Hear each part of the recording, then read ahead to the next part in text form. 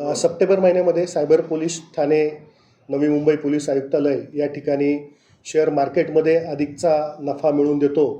म्हणून एका वृद्ध इसमाची 1,07,80,000ची फसवणूक झालेली होती। या गुन्ह्याचा तपास श्री विशाल पाटील सायबर पोलीस ठाणे यांच्याकडे होता आणि या गुन्ह्याच्या तपासात तांत्रिक विश्लेषण केले असता असं आढळून आलं की ज्या व्हॉट्सअप ग्रुपमध्ये या पीडित इसमाला इन्क्लूड करून त्यांची फसवणूक करण्यात आलेली होती तो व्हॉट्सअप ग्रुप अजूनही ॲक्टिव्ह होता आणि नंतर तांत्रिक विश्लेषणामध्ये असं आढळून आलं की याच्यामध्ये जी फसवणूक झालेली रक्कम आहे ती ज्या बँक खात्यांवर गेलेली आहे ते बँक खात्याचे मालक किंवा ते बँक खाताधारक हे पुन्हा या ठिकाणी राहणारे आहेत। त्यांच्या राहत्या घरी छापा टाकून 2 आरोपींना या ठिकाणी सुरेश तळेकर आणि विकास आव्हाड त्यांच्या राहत्या घरातून त्यांना अटक करण्यात आली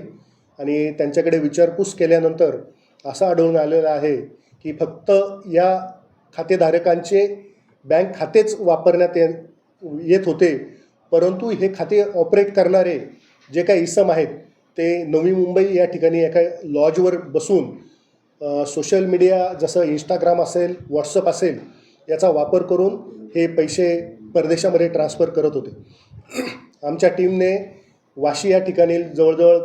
35 ते 40 लॉजमध्ये या संशयित आरोपींचा शोध घेतला आणि अथक परिश्रमानंतर वाशी पोलीस स्टेशनच्या हद्दीतील राधे रेसिडेन्सी या लॉजमध्ये छापा टाकला। त्या ठिकाणी 5 आणखी आरोपी यामधील मिळून आलेले आहेत आणि हे आरोपी हे खात्यांवर जमा झालेली रक्कम त्यांच्याकडे आलेल्या ऑनलाईन बँकिंगच्या OTPवरनं ही चीन आणि कंबोडिया या देशातील खातेधारकांच्याकडे ट्रान्सफर करण्यात असल्याचं आत्तापर्यंत निष्पन्न झालेलं आहे। आत्तापर्यंतच्या तपासामध्ये जवळजवळ 118 बँक खाती ही सीज करण्यात आलेली आहे आणि त्यामध्ये अंदाजे 32,50,000चा जो काही रक्कम आहे ती फ्रीज करण्यात आलेली आहे। पर्टिक्युलरली टेलिग्राम ॲपचा वापर या ठिकाणी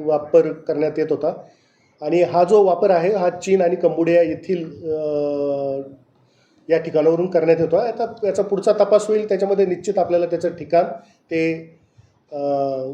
ऑपरेट करणारे कोण आहेत, त्यामध्ये कुठले सिम वापरलेले आहेत आणि अजून कुठली बँक खाती त्यामध्ये इन्वॉल्ड आहेत हे पुढच्या तपासाचा भाग आहे, तो त्याच्यामध्ये निष्पन्न केला जाईल। आत्तापर्यंत 8 आरोपी या गुन्ह्यामध्ये अटक करण्यात आलेले आहेत।